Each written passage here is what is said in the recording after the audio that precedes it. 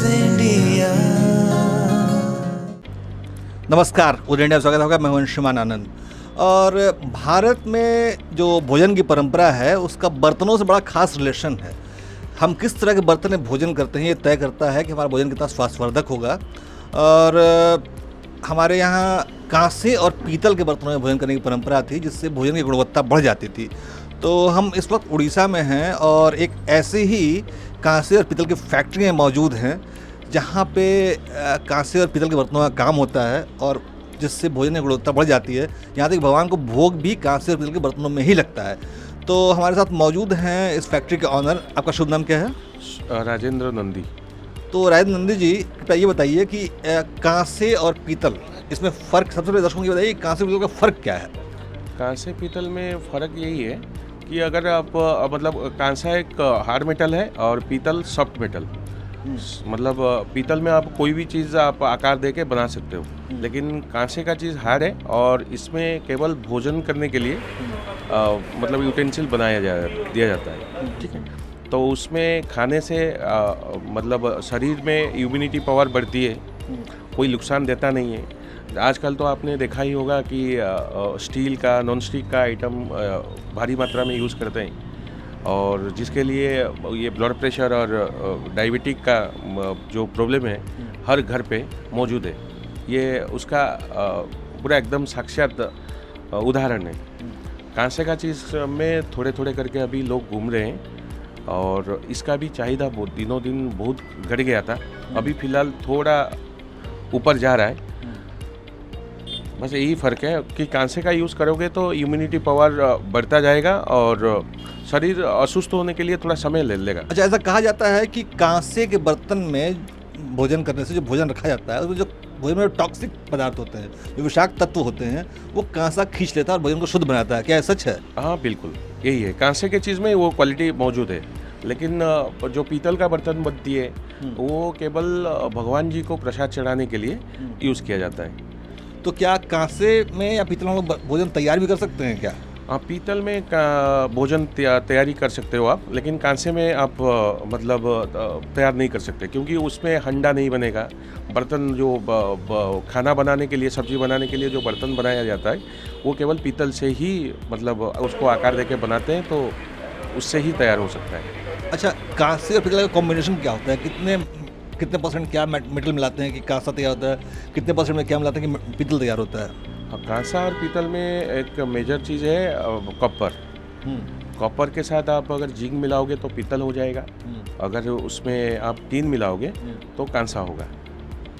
अच्छा, यानी कॉपर के साथ अगर टिन मिलाते हैं तो कांसा बनता है और कॉपर के साथ जिंक मिलाते हैं तो पीतल बनता है। अच्छा, आपकी जो फैक्ट्री है सबसे ज़्यादा बिक्री किन चीज़ों की होती है यहाँ पे? वो एक्चुअली पीतल का ही मोस्टली लोग प्रायोरिटी देते हैं, क्योंकि सस्ता भी है और कांसे का चीज़ थोड़ा मतलब महंगा हो जाता है, इसीलिए पीतल बर्तन चारों ओर अभी चल रहा है। लेकिन उसका मतलब कांसे का बिल्कुल ख़त्म तो हुआ नहीं है, लेकिन फिर भी पहले से थोड़ा बढ़ा है।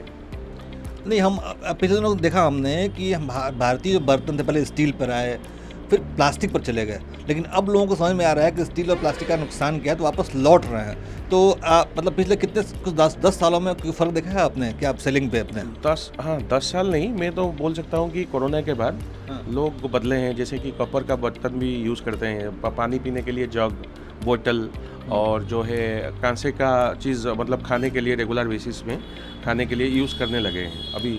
मतलब जैसे बोलते हैं ना, ओल्ड इज़ गोल्ड, वो रिटर्न आ रहा है धीरे धीरे करीब। तो बैक टू बेसिक्स, यानी कि लोग जो है अपने बेसिक्स पर लौट रहे हैं। बिल्कुल बिल्कुल। तो अच्छा, एक चीज़ और, आप भगवान की मूर्तियाँ वगैरह भी बनाते हैं, हमने देखा कि भगवान की मूर्तियाँ वगैरह भी रखी हुई हैं। तो अभी क्या ट्रेंड है? मतलब किस तरह की मूर्तियाँ, बड़ी मूर्तियाँ बिकती हैं, छोटी मूर्तियाँ बिकते हैं, या फिर किस सीजन में ज़्यादा सेल होता है? इसके बारे में कुछ बताइए। नहीं, मूर्ति के बारे में जो आप पूछ रहे हो वो तो भगवान की मूर्ति है, तो वो पीतल से ही बनते हैं और उसका डिमांड भी बहुत ज़्यादा है, पहले से बहुत ज़्यादा है। और छोटे बड़े जो जिसका जितना बड़ा रिक्वायरमेंट रहेगा उसके अनुसार वो लोग लेते हैं, लेकिन उसमें कोई डिमांड का कुछ फ़र्क नहीं पड़ा है, लेकिन वो दिन बर दिन बढ़ता जा रहा है। पिछले कुछ वर्षों में हमने देखा कि चाइना से बहुत ज़्यादा माल इंपोर्ट हो रहा था इंडिया में। चाइनीज़ माल भर गया था भारत भारतीय बाज़ारों में मूर्तियाँ तक भगवान की जो है चाइना से बन के आती थी। फिर पीएम मोदी ने नारा दिया made in India, make in India, मतलब वोकल फॉर लोकल। तो इसका कोई असर दिखाई दिया आपको अपने बिजनेस पे? हाँ बिल्कुल, वो अलीगढ़ में बहुत सारा मूर्ति बनता है। आपने देखा भी होगा एंटीक वाला मूर्ति, अलीगढ़ हो, बेंगलोर हो, और हमारे यहाँ पे उड़ीसा में भी कंटिलो करके एक जगह है, वहाँ पे भी बनता है। मूर्ति का चाहिदा पहले भी था, अब भी है, आगे भी रहेगा, क्योंकि भगवान को तो हर आदमी पूजेगा ही पूजेगा। अच्छा, पिछले दिनों हमने देखा कि वोकल फॉर लोकल का असर क्या दिखाई दिया आपके बिजनेस पे? Local for vocal, local for vocal for local, यानी वोकल फॉर कि लोकल स्थानीय उत्पादों के प्रति लोगों का रुझान बढ़ा है या घटा है? बिल्कुल बढ़ा है, पहले से बहुत बढ़ा है, क्योंकि गवर्नमेंट भी अभी लोगों का साथ दे रहा है कि मतलब लोकल के चीज़ पे आप ध्यान दो और उसमें बिजनेस करो। तो अभी बढ़ा है, वो लोग हर जगह पे लोग फोकस दे रहे हैं और बढ़ा है। अच्छा, एक्सपोर्ट का क्या स्कोप है आपके बिजनेस में? एक्सपोर्ट चीज़ें हो रही हैं, क्योंकि बहुत सारी चीज़ें, पीतल कांसा एक्सपोर्ट बहुत होता है, मुरादाबाद, अलीगढ़ वगैरह में एक्सपोर्ट हाउस बहुत सारे हैं। तो आपके बिजनेस में एक्सपोर्ट के क्या चांसेस हैं? एक्सपोर्ट के लिए एक्चुअली हम लोग क्या है ना, दिल्ली भेजते हैं, वो ये चीज़ सब एक्सपोर्ट ही होता है। हमसे दिल्ली में जो पार्टी है हमारे, वो लोग लेते हैं और आगे वो लोग भेजते हैं। लेकिन हमें कोई आइडिया नहीं है, क्योंकि वहाँ पे कौन सा बायर है सही वाला, तो हमें पता ही नहीं है। पर वो उन लोगों को पता है, तो उनका मतलब 3 पुश्तों से काम चल रहा है, तो वो लोग हमसे लेके आगे भी भेजते हैं। तो एक्सपोर्ट हाउसेस आपसे चीज़ें उठाते हैं, आगे मार्जिन कमाते हैं, और आपका कोई रोल नहीं होता है इसमें? ना, हमारा कोई रोल नहीं होता है, बल्कि हमसे टॉप लेवल कंपटीशन में माल लेते हैं। बहुत कम मार्जिन में हम माल भी बेचते हैं, लेकिन आगे का रास्ता तो हमें मालूम ही नहीं है। मतलब रास्ता तो हम जा सकते हैं, लेकिन कौन सा बायर अच्छा है वो तो हमें पता ही नहीं है। जैसे देखिए, नया ज़माना जो है ऑनलाइन बिजनेस का है। फ्लिपकार्ट हुआ, अमेजॉन हुआ, हर जगह से ऑनलाइन बिजनेस चल रहा है, ऑनलाइन चीज़ें बिक रही हैं। तो इसमें आपने हाथ आजमाया कि नहीं आजमाया? ना, एक्चुअली ट्राई किया नहीं। मैं आपको सलाह दूंगा वैसे उदय इंडिया के दर्शकों की तरफ से कि आप ऑनलाइन बिजनेस में हाथ आजमाएं, और आपके लिए बहुत फायदेमंद साबित होगा। तो हमारे साथ नंदी जी मौजूद थे, जो बता रहे थे कि कांसे और पीतल का स्कोप क्या है, कैसे तैयार होते हैं, क्या मटेरियल होता है, और मार्केट कैसे रिस्पॉन्ड कर रहा है।